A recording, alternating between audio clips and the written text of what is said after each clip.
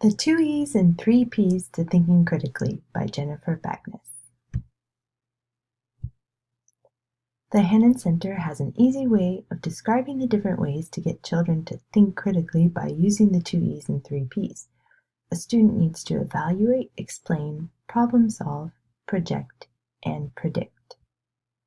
When introducing the different ways to think critically, it is also important to keep children aware of fact versus opinion in every step of the way. Explain. Children need to learn to connect what they already know with logical reasoning. They need to hear you explain why and have chances to explain on their own. Ask them even why for their answers why. This is also a great opportunity to determine whether these explanations are fact or opinion. Evaluate. Give children examples of evaluating and then a chance to evaluate too. This is a great time to demonstrate the differences between opinion and fact, while also stressing the importance of respecting opinion and how everyone can have their own. Why do we need your opinion? Solving problem, or is it problem solving? This is an opportunity to guide children in connecting their own experience and knowledge.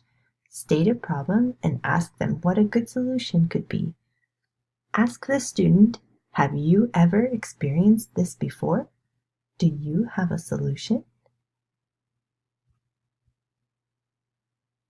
Project.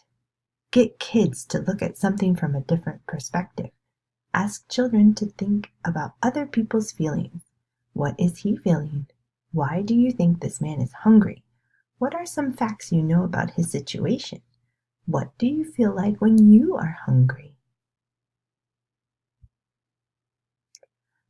Predict.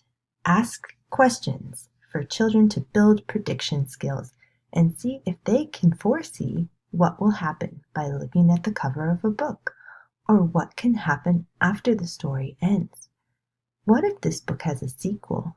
What would happen in the next book? What is going on here when you're looking at the front? While practicing critical thinking in the classroom, it is also important to take things slow, to give children time to process, give students time to really think, and let the children know that sometimes the first answer in their head isn't always the right one. Try this game I call Wait for 8. After the questions, give 8 seconds before calling on someone, or wait for 8 hands to go up, whichever comes first. This allows for a more varied participation and better thought out answers.